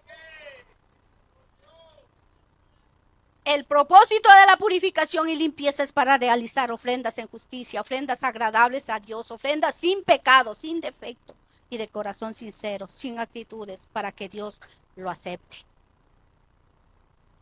Tanto la purificación del lavado como la limpieza y el refinamiento son procesos muy dolorosos, procesos de duras pruebas. Esto es lo que nos viene, iglesia. Ponga atención porque esto es lo que viene, porque se cansó el Señor de recibir esas ofrendas inmundas. Porque viene duras pruebas mediante aflicciones, dolor, llanto, angustia, turbación de mente, pero son necesarios para nuestras vidas, porque es el único método mediante el cual Dios va a cambiar nuestro carácter, el cual nuestro carácter va a ser procesado, porque es imprescindible que nuestro carácter se parezca al de nuestro Señor Jesucristo. De modo que si no te dejas refinar, no hay cielo. O te sometes al refinamiento, al lavamiento, o no hay cielo. Porque Él no quiere más ofrendas inmundas. Se cansó el Señor de nosotros, iglesia.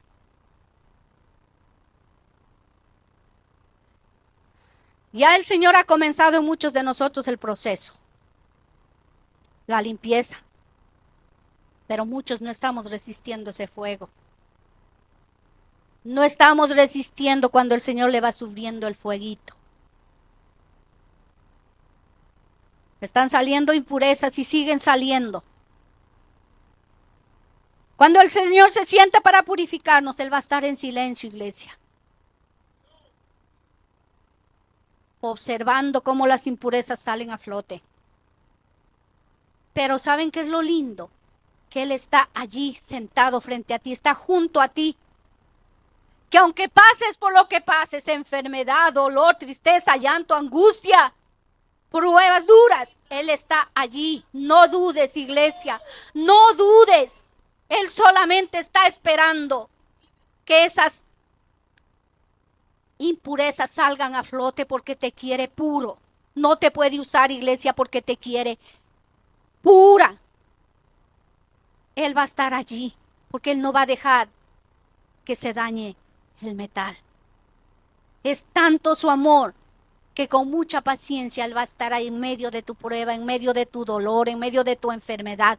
Él está allí observando tu reacción, porque aún hay impurezas en nosotros que necesitan salir para Él quitarlas. Él quiere mirarse así, que cuando Él nos mire, Él se refleje su rostro en nosotros y diga, sí, ahora ya tiene mi carácter. Ahora sí ya es paciente como yo, ya no es tan gritón, no es tan gritona. Ahora su carácter se parece al mío, ahora ama lo que yo amo. Ahora me obedece. Ahora hace mi voluntad, sin refunfuñar, sin actitudes. Pero Él va a estar allí, iglesia, eso es lo lindo de Dios. Pero ¿sabes qué, iglesia? Depende de ti, que te dejes moldear por las manos del Señor, que te dejes purificar, que te dejes limpiar. Depende de ti. Él ya no quiere una iglesia hipócrita, porque estamos siendo hipócritas al dar esos cultos que le damos al Señor. Se cansó. Ay, poderoso Dios. Tanto la purificación del lavado como la limpieza en el refinamiento son procesos muy dolorosos porque son procesos de duras pruebas mediante aflicciones, dolor, llanto. Es necesario que cuando el Señor nos mire se refleje en nosotros y solamente cuando lleguemos a tener un corazón puro, una mente renovada, una conciencia limpia, un carácter parecido al de Jesús, es entonces que nos vamos a parecer al Señor. El Señor ya comenzó el proceso de limpieza y refinamiento en muchos, pero no nos estamos dejando muchos refinar. Porque cuando el Señor se sienta, Él observa. En este proceso es necesario nuestra humillación, hermanos. Es necesario reconocer que lo que nos está hablando el Señor, Él tiene razón. Debemos humillarnos y decir, tienes razón, Señor, quebrantarnos, someternos a su palabra. Porque cuando nos quebrantamos, Él está cercano a nosotros. Dice en Salmo 34:8, cercano está Jehová a los quebrantados de corazón y salva a los contritos de espíritu. Quebrantado es destrozado, aplastado. Pero esta actitud de quebrantamiento se debe mantener siempre. ¿Cuántas veces a nosotros no nos ha venido pensamientos cuando estamos en necesidad y decir, pero mira fulana, ni te sirve a Dios, mira la vecina y ese carrote, mira, no le hace falta nada, y yo que te sirvo aquí pasando necesidad, y yo que te sirvo, Señor, con esta enfermedad? ¿Y saben qué, hermanos? Solo esos pensamientos le contristamos al Espíritu Santo de Dios. Porque ellos no tienen lo que nosotros tenemos, una salvación tan grande. El solo hecho de compararnos como los impíos, con solo los pensamientos, ya le ofendemos y le provocamos a ir a Dios.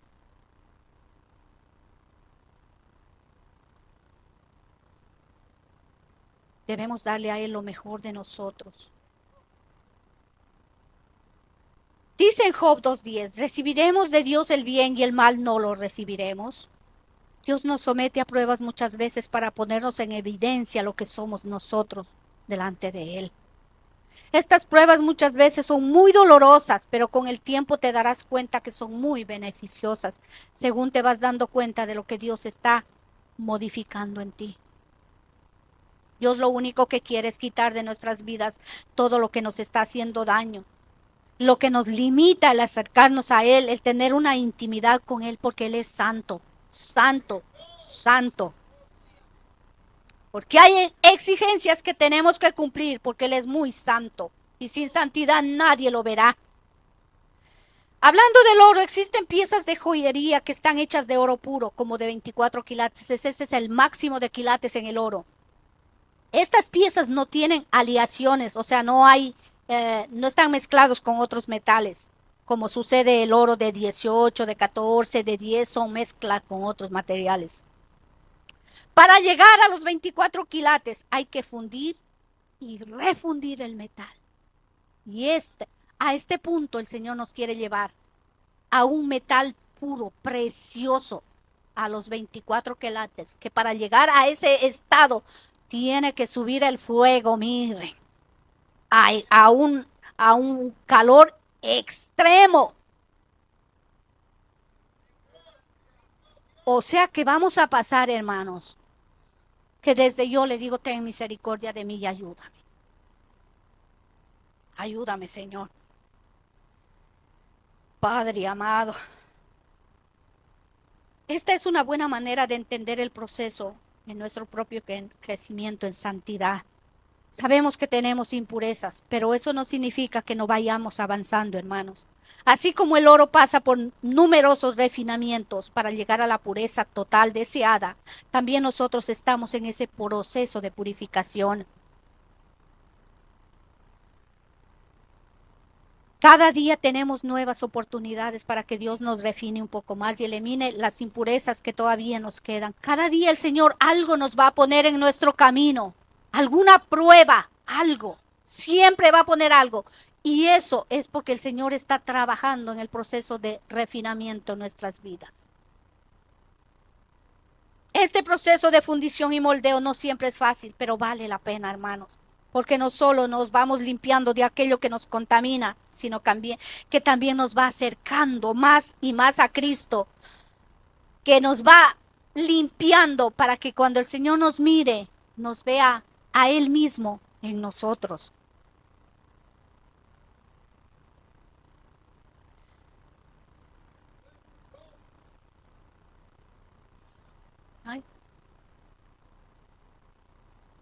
Ya me equivoqué, hermanos. Bueno, pero ahí le seguimos.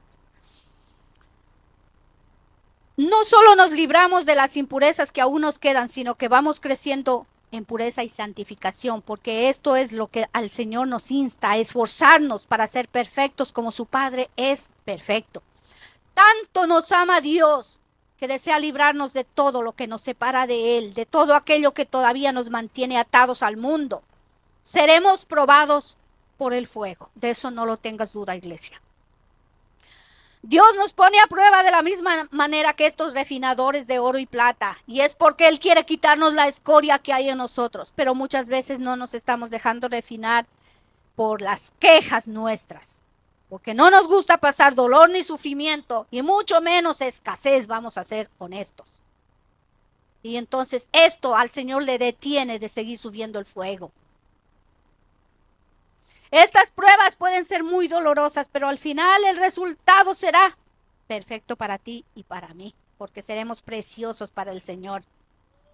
Esas pruebas, esas aflicciones, esos momentos difíciles que vamos a pasar o que hemos pasado en nuestras vidas, ese fuego intenso es solamente para quitarnos de nosotros lo que a Dios no le agrada.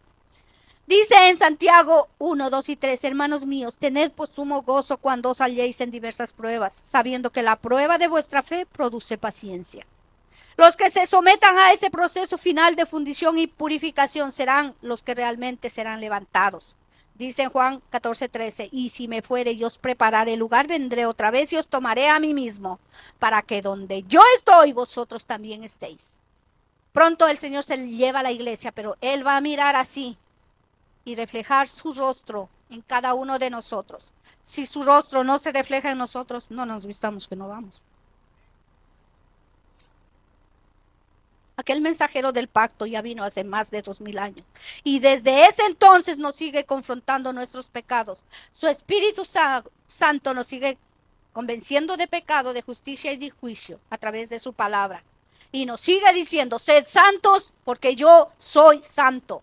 Su palabra es como fuego purificador y como jabón de lavadores. Cristo está por llevarse la iglesia, pero mucha iglesia se encuentra igual que como aquel tiempo se encontraba Israel, con una ceguera tal que ni cuenta se dieron cuando el Mesías, el rey prometido, el Mesías prometido llegó. Y ni aún cuando llegó su mensajero anticipando su llegada, no se dieron cuenta. Aún cuando tenían todas las pistas en la Biblia. Bueno, ellos no tenían Biblia, ¿verdad? Ellos tenían ¿cómo se llama? El Pentateuco, ¿verdad? Ay, mi padre, ya casi, hermanos, ya casi. Ay, mi padre. Igualmente en este tiempo la iglesia se encuentra ciega, sorda, dormida y el Señor a punto de llevarse la iglesia. Pero así como en aquel tiempo había un remanente fiel temeroso de Dios, así también en este tiempo existe un remanente que sí teme a Dios y que sí se está dejando procesar y recibe las correcciones y las pone por obra, se somete a su palabra y sí está esperando al Señor. Iglesia, solo depende de ti. Finalmente voy a decir algo que también me dijo el Señor. El Señor me dijo 3 palabras. Y esto es lo que el Señor requiere de nosotros. La primera palabra no la entendí bien y aunque le volví a preguntar al Señor, no me lo volvió a repetir. Así que no la entendí bien, pero fue primor o primado. No entendí bien esta palabra. Pero la segunda fue esmero y la tercera fue lealtad. Es lo que el Señor pide de nosotros. Primor, destreza, habilidad, delicadeza, esmero, excelencia en hacer o decir algo. Es lo que Él quiere de su iglesia. Una cosa muy bella hecha con habilidad, cuidado y delicadeza. Él quiere que todo lo que hagamos para Él sea con mucho cuidado, con mucha excelencia, con mucha delicadeza, porque Él es Dios grande. Como no entendí si era primor o primado, pues yo traje el significado de las 2 palabras, que realmente se parecen, son casi similares. Primado, primer lugar, superioridad, prioridad. Eso es lo que quiere el Señor. Es poner a Dios en primer lugar. darle la máxima prioridad. Esmero, sumo cuidado y atención diligente en hacer las cosas con perfección. Lo contrario de esmero es descuido, desinterés. Esmero es la dedicación y el cuidado que una persona pone para llevar a cabo una acción y llegue a ser exitosa lo que tú haces. Cuando alguien actúa con esmero, lo hace buscando la perfección, tratando de no cometer errores. Eso es lo que el Señor quiere de nosotros. Que como somos servidores de Él, que tratemos en lo posible de hacer con perfección todo lo que hacemos para Dios. El esmero se asocia al esfuerzo. Si una persona realiza algo con esmero, pone todo de sí para cumplir con ese trabajo. Implica sacrificio. Esmero se vincula a la concentración. Cuando uno hace algo para Dios, lo va a hacer con tanta concentración que nada lo va a distraer, porque estás haciendo algo para Dios. Y vas a tratar de no cometer errores. En otras palabras, podemos decir que el esmero conduce a la perfección. Esta forma marca la diferencia entre los que alcanzan los objetivos y los que se quedan en el camino. Al hacer tú algo con esmero, vas a alcanzar la meta por la cual tú estás aquí. Es una virtud, el esmero es una virtud que nos provoca a realizar cada tarea para que Dios apruebe lo que estamos haciendo. No el hombre, sino Dios.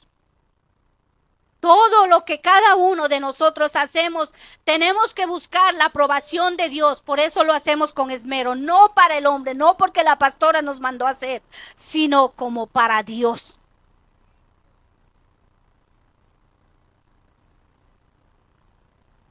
En Colosenses 3, 22 y 24 dice: siervos, obedecer en todo a vuestros amos terrenales, no sirviendo al ojo como a los que quieren agradar a los hombres, sino con corazón sincero, temiendo a Dios, y todo lo que hagáis, hacedlo de corazón como para el Señor, no para los hombres. Nos enseña, nos recuerda que la excelencia y el esmero en nuestras labores son una forma de honrar a Dios. Esta también es una forma de honrar a Dios. Un hijo de Dios debe expresar una conducta que al ser vista por los hombres se reconoce su vida espiritual en esmero y en excelencia. Son muchas las razones y las excusas por las cuales una persona puede perder el entusiasmo o la capacidad de esmerarse en la vida, pero ninguna de ellas es aceptable delante del Señor, porque tenemos su Espíritu Santo. El esmero y la excelencia están ligados y dejan ver la madurez espiritual de un cristiano, porque uno se puede dar cuenta con qué clase de esmero tú haces las cosas para el Señor. Si lo haces por hacer o de verdad tú quieres agradar a Dios. Cada uno de nosotros tenemos la obligación de esmerarnos en cualquier cosa que hagamos para Dios. Esmerarse por hacer un buen trabajo es como exigirse a uno mismo para hacerlo de corazón y en el menor tiempo posible. Si te esmeras en lo que haces, obtendrás la aprobación de Dios. La Biblia nos enseña la importancia de realizar nuestras tareas con esmero, reconociendo que el trabajo diligente y la excelencia son formas de honrar a Dios y ser bendecidos en nuestras labores. El deseo de esmero ha ido desapareciendo de la iglesia. Se le ha olvidado que muy pronto le vamos a dar cuentas a Dios. No hay deseo ni ganas por esforzarse. Para un cristiano, la mejor satisfacción tiene que ser el esmero en hacer la voluntad de Dios, de vivir para hacer la voluntad de Dios. En otras palabras, hacerlo, pero de buena gana y de buen modo, como para agradar a Dios y no al hombre, esperando la alabanza de Dios. Viene la última palabra, lealtad. Esto fue lo que me dijo el Señor. Viene del latín legalitas y esta de legalis. Esta a su vez de ley, de legalidad, significa respecto a la ley. Respeto a la ley. Lealtad, aunque es sinónimo de fidelidad, sin embargo, no tiene el mismo significado. La lealtad se define como un compromiso inquebrantable e inflexible. La lealtad genuina no es forzada, es una opción del ser humano, es algo que lo hace precioso y no tiene precio porque lo haces de voluntad propia con amor. La lealtad es una virtud que se desarrolla en la conciencia y que implica cumplir con un compromiso, aún frente a circunstancias adversas, cumplir con lo prometido. Aunque me esté medio muriendo como hace la pastora, viene, ella cumple, a menos que realmente no pueda, ella siempre está aquí.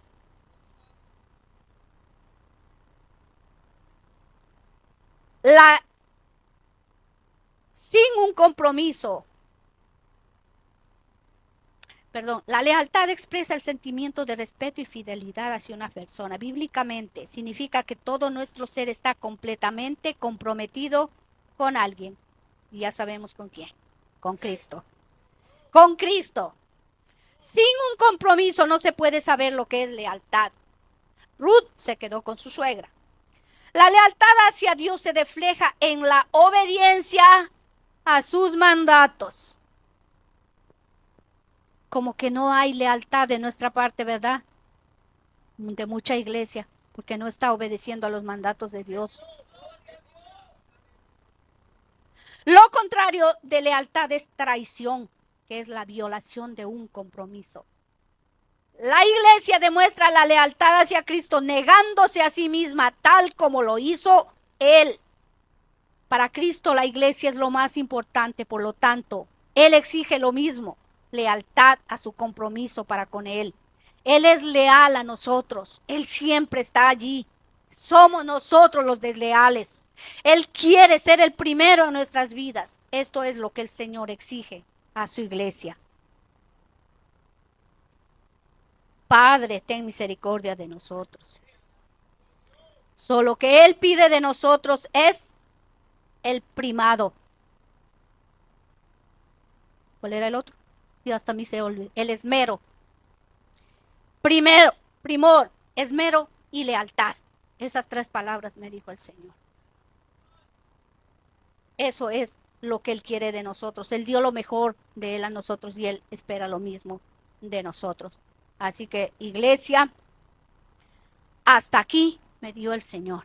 Ahora depende de ti, iglesia. Dios les bendiga. Dios les guarde. Gracias a mi Señor por esta parte. Que Dios bendiga a ese pueblo cibernético. No recuerdo si lo saludé. Padre amado, Padre. Padre Santo, Padre bueno, en el bendito nombre de mi Señor Jesucristo, te doy la honra y la gloria que solo a ti te pertenece, mi Señor. Te doy las gracias porque esta palabra primerito me quebrantó a mí, mi Señor. Fue a mí a la primera que hablaste, mi Dios, esperando que a los demás hermanos hayas hablado también con tu palabra, mi Señor. Confiando en que en tu infinita misericordia, Señor, tú nos ayudes, Padre, en esos momentos duros que vendrán a nuestras vidas, Padre, para que te podamos dar cultos, ofrendas agradables, mi Señor, porque lo que estamos haciendo no te está agradando, mi Dios. Conforme a tu misericordia infinita, mi Señor Jehová, ayúdanos, Padre Santo. Sé tú haciendo en nosotros lo que es agradable delante de ti, mi Dios. Ayúdanos, mi Señor Padre, a ser leales a ti, a tu palabra, a darte el primer lugar, a esmerarnos en lo que hacemos para ti, mi Señor, cualquier cosa que sea que tengamos que hacer para ti, mi Dios, que lo hagamos con amor, dándote siempre el primer lugar, mi Señor. Ten misericordia de nosotros, Padre, en el nombre de Jesús. Amén y amén. Gracias, Señor. Dios le bendiga, hermanos.